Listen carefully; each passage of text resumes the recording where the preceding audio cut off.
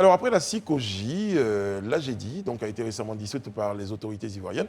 Et quels sont les objectifs visés par le gouvernement à travers donc, de telles actions?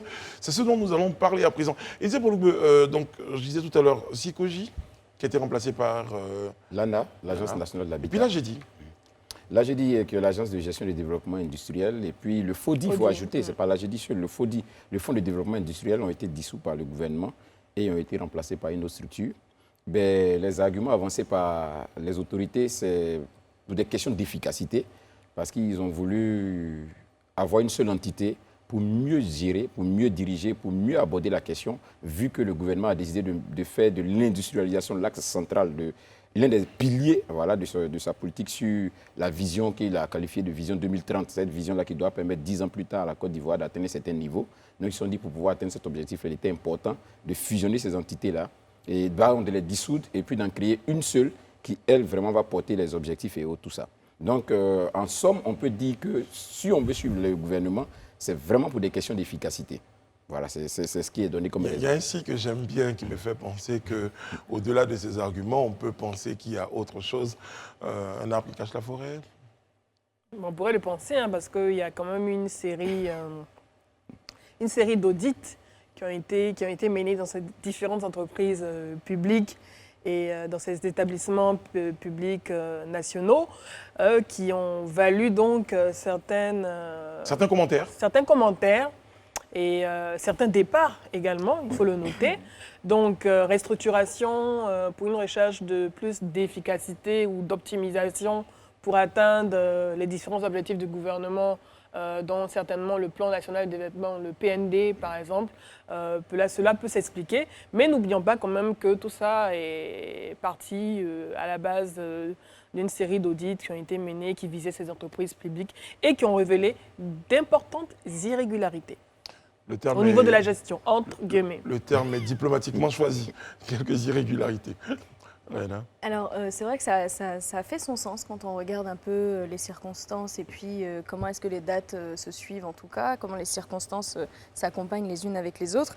Mais quand on y réfléchit, est-ce que la dissolution, est-ce que c'est vraiment la solution à ces problèmes de malversation? Est-ce que ça a été la solution directe à ces problèmes de malversation? Parce qu'on a vu justement aux sorties de ces audits, certains justement on a vu des limogeages se faire.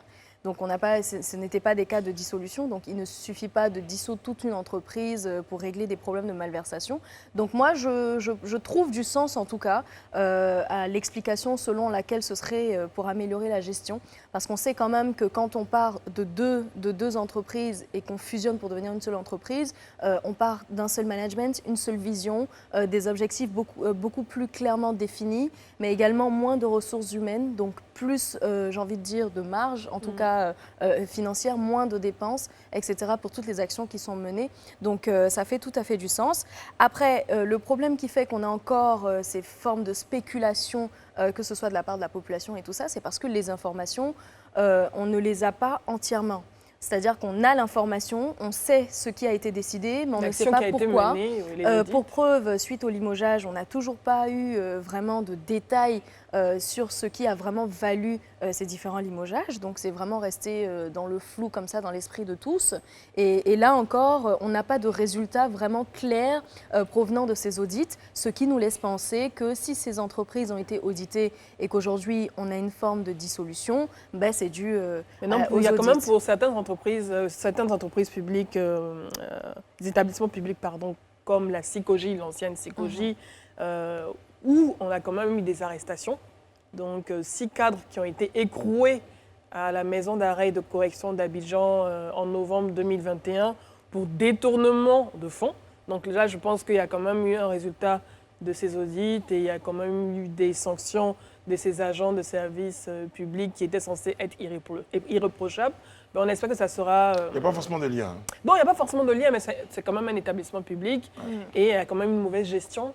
Et c'est une mauvaise gestion qui a été sanctionnée et qui a valu quand même un passage en prison. Donc, restructuration, changement d'entité, changement de nom, oui, pourquoi pas. C'est important pour repartir sur de bonnes bases. Mais je pense que le le nœud gordien, le plus important, c'est surtout la gestion.